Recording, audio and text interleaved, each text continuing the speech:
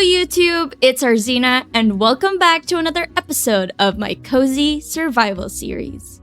In today's episode, I've decided to put on my big girl pants and prepare myself for our inevitable fight with the infamous Ender Dragon. But before we go and fight the big dragon, I want to prepare myself for our fight because I know my track record of dying has not been that bad yet, but I don't want to get ahead of myself. So we are going to have a few projects that we're going to finish in today's episode to prepare ourselves for our duel. Before we get into those projects, I have a few things that I want to show you that I've done behind the camera, just so you guys are updated with what the hell I'm doing in this world when I'm not recording. So first and foremost, if you have noticed that I have hung a few banners because I didn't know why I did not think of adding banners into our world to spice it up a little bit more, but I discovered that I could make really cool banners. So here is a banner that I added, and I spread this banner all over our builds for our strong patriotism to our kingdom, our foreseeable kingdom in the future. So we have a lot of them around my house and everywhere because I just got so excited that there were banners. And I just went crazy. Aside from my excessive banner making, I have also made this cute little shrine over here, which houses our waystone. And where does this waystone lead to, you may ask? I have made a spider spawner. And if you've seen the previous episodes, we have discovered a spider spawner over down in our caves. And I watched a few YouTube tutorials to guide me on how to make this, and I turned this into a tiny mob spawner, which I have used to get some more levels and make this insane katana. Don't I look so majestic with this piece of weaponry? I have enchanted it with all the levels that I collected. If you're curious to see that, here's a clip of me doing it.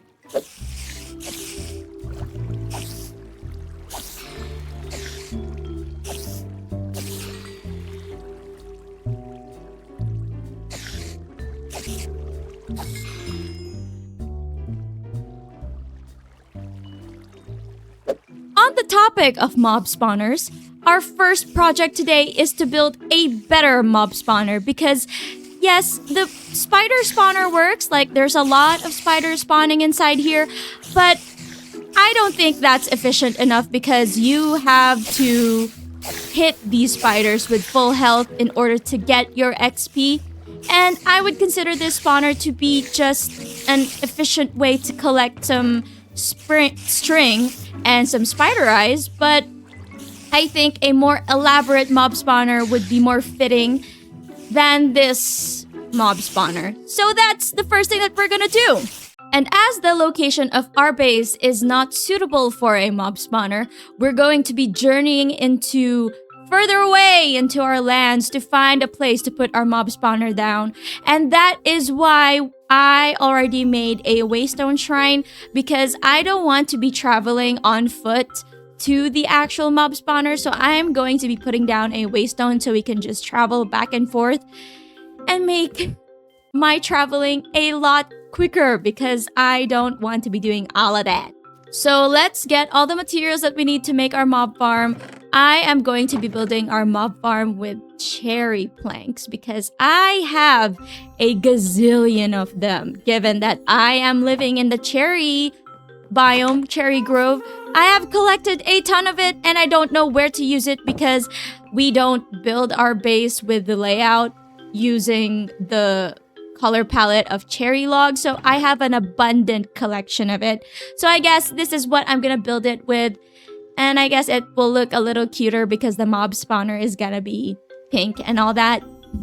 Now I just have to pack with me a few hoppers, a few buckets of water, and I think that's all I need for this mob spawner. And like always, I start my video very, very late. And the sun is setting over the horizon, so I guess our journey to find our place to build the mob spawner continues the next day. It is the morning now, so I guess let's get a move on so we finish a lot and I don't have to procrastinate anything. And let's journey over yonder to find the place where we're gonna build the mob spawner. According to the tutorial that I'm watching, we cannot build a mob spawner over where rivers are, and we have to be 100 blocks away from the nearest mountains. So this is not a good place to build a mob spawner over where our base is at. So we're gonna have to find the place that fits the description that is needed for this mob spawner. You know, I have the option of just going into the end and fight the Ender Dragon as myself, like with no other things to get me better prepared, because some people actually succeed in doing that. But I don't believe in my luck. So I want to really prepare for this battle and make it as entertaining and as fun without actually dying, because thankfully I've only died once. But I don't want to add to that because I want to prove to myself that I can actually survive longer in this Let's Play without dying too much. So Game Alex might have forgotten to show you where she chose to put down the area. So the next clip you'll see is me building the mob spawner. So excuse that. For the mob spawner, we have to build 100 blocks in the air, so you bet your little cute butt that Alex was trying to be really careful, because one single slip and I will definitely fall to my death. And for the design of the mob spawner, it is just the regular schmegular design that every single YouTuber has built before, like, you know, the cross design with a chute that's 23 blocks tall, where mobs will have some sort of damage that leaves them with 1 or 1.5 hearts, and then you hit them with whatever. You know what I'm talking about. So that's the design for this mob spawner. There are other better mob spawners that a lot of YouTuber tutorials have already come out with, but I'm just sticking to the basics because this is what I grew up doing. So that's what we're doing.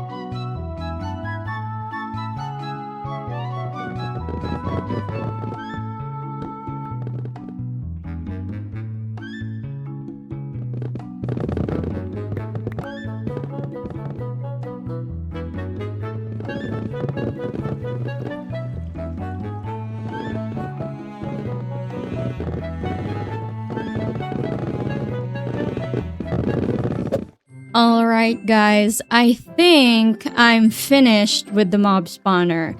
And one way to find out if this actually works is to get down to the, what do you call this, where I'm gonna collect. And I decided, what if I do an MLG water bucket jump? I hope this goes well if I'm gonna do this. I've never done this, but I'm confident that I can attempt to do this jump.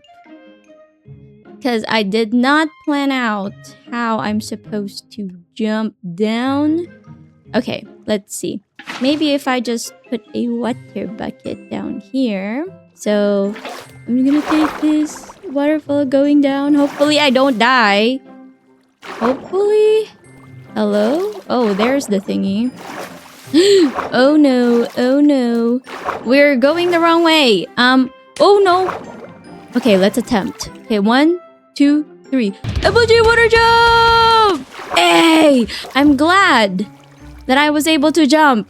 I mean, would you look at that? I mean, if I attempted even farther up, I am not confident that I can make that jump. I made this a little bit harder for myself because I did not add a waterfall over here. Now, I'm just gonna have to climb my way up this tower that I forgot to put a waterfall on. Oh, as we're approaching the top, I'm hearing some mobs. Oh my god, it's actually working. It's actually working. Okay, so apparently with this build, you can extend the mob spawner up to like 7 blocks tall, but I don't have that much wood to my name, so I decided to keep it at 3. I mean, I still have a bit of wood on me, but I fear that might not be enough for what I need it for. But since we're hearing some mob spawning, I believe the mob spawner works. And it's one of the tutorials that I followed that actually worked. I'm just gonna extend my platform a bit and add some torches. Oh, okay. There are a lot of mobs spawning. That is a good sign. But we have to light up the area first, so no other mobs are gonna be spawning aside from the people or the ones that we're going to kill.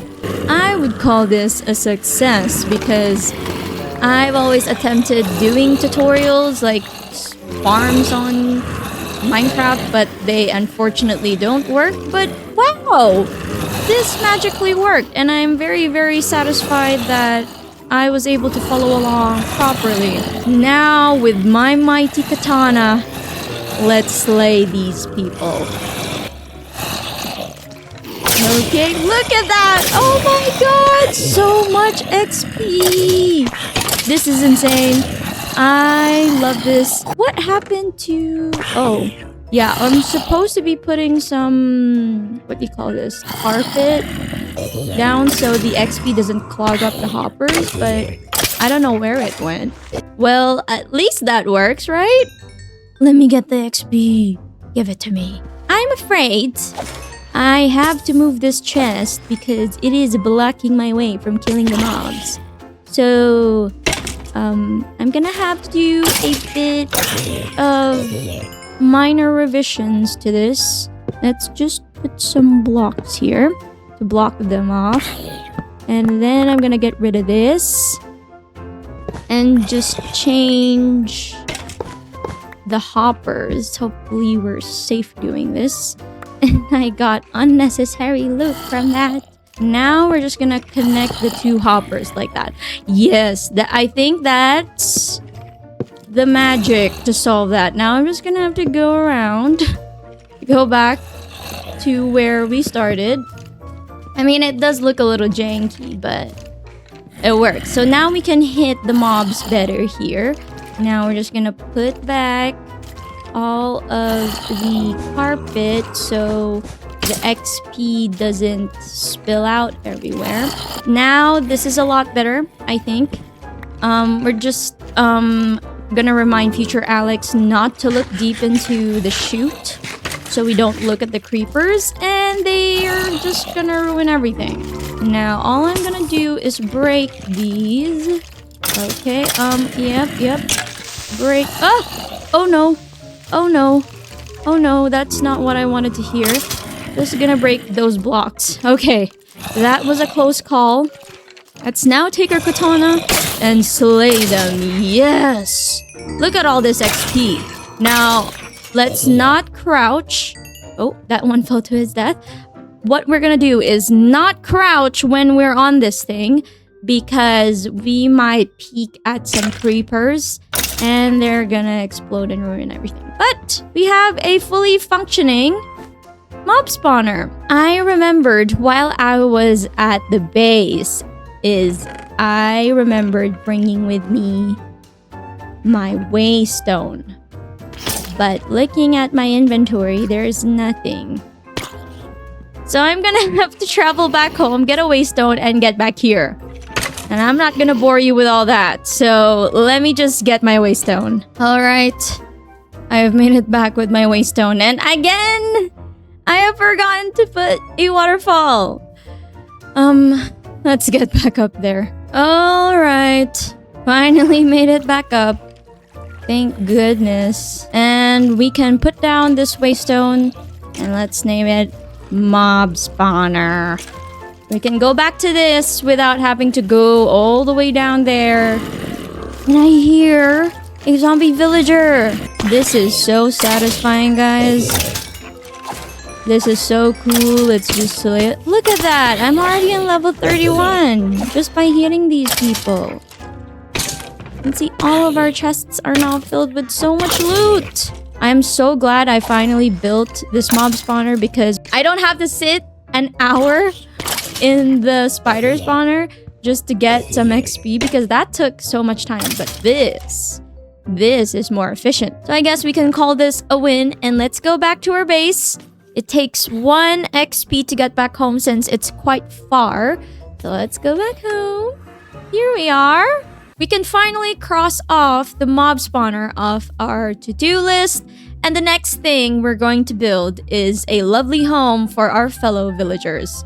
Because if you remember in the last video, I created kennels for the villagers when I started trading with them.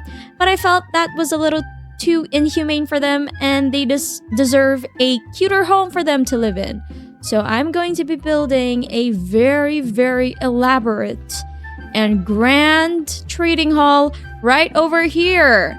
And as you can see, I have terraformed this a lot. And as I was watching a lot of LD Shadow Lady videos over the weekend, I discovered this mod that I don't know why it has never crossed my mind or it never came upon me, but there's this mod where you can pre-build some builds in a separate world and then create a schematic. So you don't have to figure out how many blocks you need or go back to a video to watch it or remember how you built that house. So all I need for this is a stick. I'm now in creative mode, which it requires creative mode to place down a schematic, so I hope you guys don't mind that. Don't worry, I'm going to be building this build in survival, but just to get the layout done, here is the build. So this is the villager trading hall. It is going to be very, very big because I wanted to do something a little bit more ambitious. And as you can see in the back, it requires me to do a lot more terraforming. But don't worry about that. I'll be fixing that soon. But this is the build that I'm going to be placing down on this land that I just carved out. And then when you enter, it's supposed to look just like this. Yes, it looks majestic. It's amazing. If you want to know the video I copied this from, I tweaked a lot of things. As always, I always change some things when I build. But this is the overall layout, like the shape of the build is exactly the same, but I changed a few things. First step to achieve this build is to terraform. And terraforming I did. I terraformed to my heart's content because apparently that's my favorite pastime. So yeah, I terraformed the necessary things that is needed to fit in this huge build. I also went back to the mob spawner to repair my newly enchanted shovel with mending because after all that terraforming, it needed a little pick-me-up. So with our trusty mob spawner, I started repairing my shovel for more terraforming. Alright people, I think I finally collected every single block that I need for this build. It took so long because it needed a ton of blocks that I had to collect for a long time, but finally I filled up these chests with all the blocks that are going to be needed for this build, and we can finally begin with the construction of the villager trading hall. Now enjoy this amazing time lapse of building this villager trading hall because it's gonna take quite a long time in real life.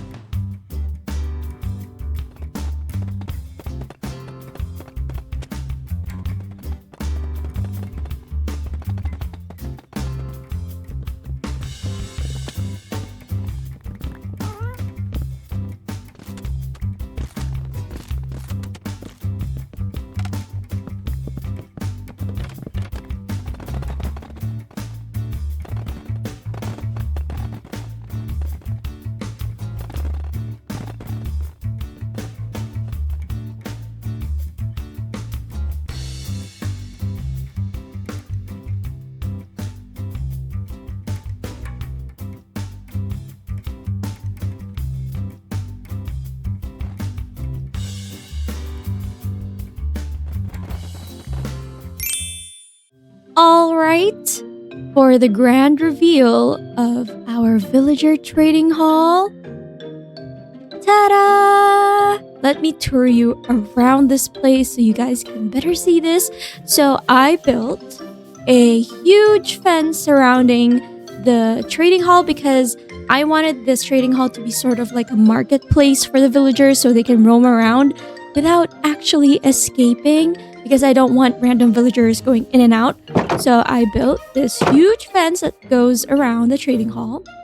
And then when you enter the trading hall, it looks just like this. Doesn't it look so cool? This build is actually symmetrical on both sides, so it's the same layout from both ends. But as you can see, I got carried away with all of the banners because upon my recent discovery, I just put them everywhere, and it just adds so much character to the build. And doesn't it look like the Infinity Castle from Demon Slayer? Anywho, this is the villager trading hall finished. It has 2 layers to it.